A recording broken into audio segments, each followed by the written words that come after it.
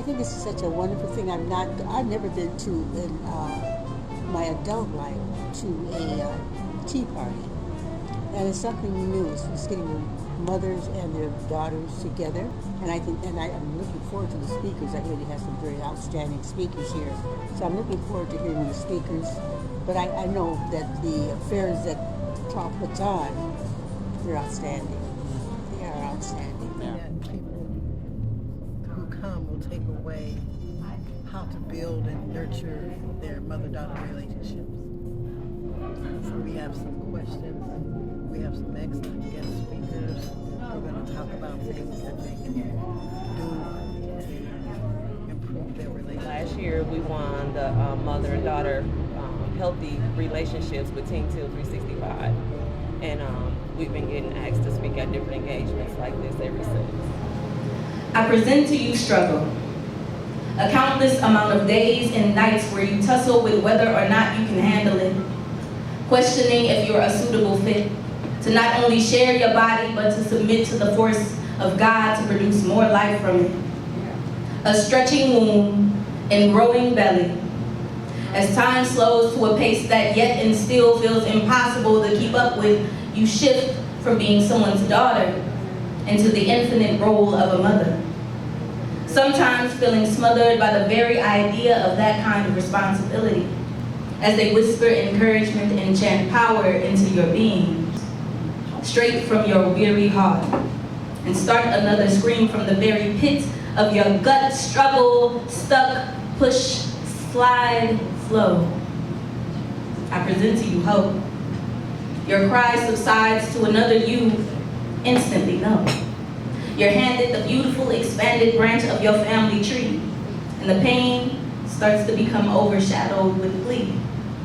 Eyes as tired as they are teary brighten, and your arms in hand cradle the blessing, and the stressing has paused as you look in awe to what you've carried for the last 9 months.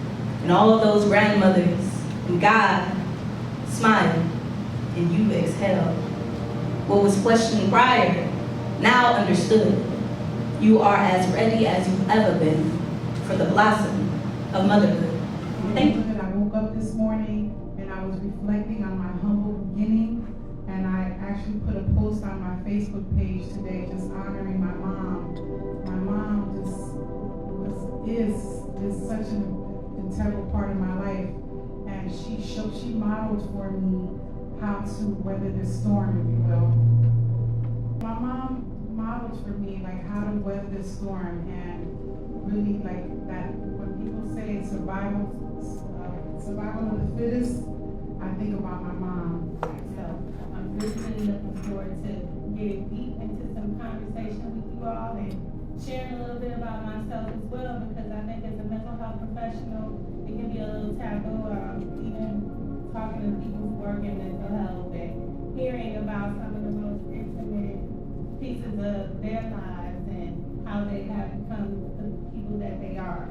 But I'm really looking forward to that, actually, because I'm wanting you to be comfortable with mental health and seeing Black women as representation in a community that talks about mental health and knowing that we are more alike than we are different.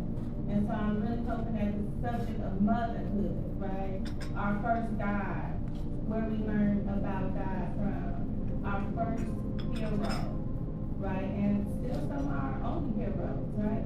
I'm really looking forward to sharing that with you guys as we build community. And also I'm looking forward to learning a little bit about you guys and hearing some of your stories as well today. So, and I bought 2 candy bars. I think it was Snickers back then. That's still my favorite. And so I ate one and then I saved the other one for later. But I walked back in the store eating my Snickers candy bar. And the lady working in the store, she thought I stole it. So the owner called my mother. And I swore to Mama, I did not steal it, I paid for that. But because of the day and the time, my mother paid for that candy bar. And it killed me. I cried like a baby because I know I didn't steal it. It was mine. And then the lady, when she saw me come back in the store, and I vowed not to ever buy anything from him. I didn't buy anything. Somebody sent me to the store. store. She said, I'm sorry, I remember you bought that. Yeah. But even to this day, I will not go back in the store eating something or take something back in the store with me, and I will come out with that receipt.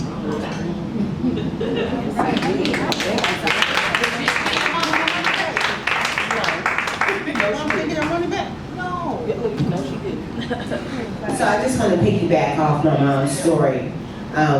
Being a young child, being able to romp around all of this land. It wasn't city. It was in the city, but it was more like semi-country. We had a lot of land, like she said, and it was just the most awesome experience. And then when we came to Milwaukee, I had a culture shock. My mother became ill, and I was going to go home to record my mother and my father to find out more about their lives. They came from what we call the silent generation. They never talked about what they went through. They brought what they knew and they tried to instill that in us: kindness, honor thy mother and thy father, honor adults. No one's better than you and no one's worse than you. Good upbringing.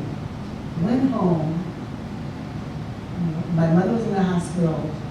We walked into the hospital. Her doctor's coming out of the room, and he said, your mother is going to die. She has cancer, and you have to tell her. My whole life changed. I became a mother, a daughter, a maid, a nurse, a doctor. I became all those things. And that's when she told me, your father has Alzheimer's.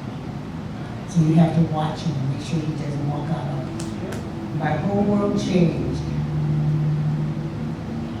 Resilience is something that you just aren't born with. I'd rather that you just don't learn. You're born with it. I watched those two people who raised 6 children, and we never wanted for anything. And most assuredly, we never have to mourn or we needed love. So mothers, they're the best thing that could ever happen to you. If you are adopted, and I know a lot of my children, I don't have any children. Unfortunately, I wasn't able to have them. But I always loved children. And children would come to me, and I'd play with them, whatever. But the point is this. Adults, we are all mothers, whether we have one or not. We are all mothers. We're the female, where the seed has to be planted. So when you see a child, whether you brought them here or not, we got to love them and do the best that we possibly can to help them in this world. Now some of the stuff they're going to forget, and they do forget, but as they grow up and experience, it'll all come back. It all comes back to them. And whatever you may have thought or felt at the time or at a particular time, that's all washed away. Children, love and honor thy mother and father, and your days will be long. Yes. That's the one prayer I They actually will be remember. long. That's right. Thank you so much for sharing.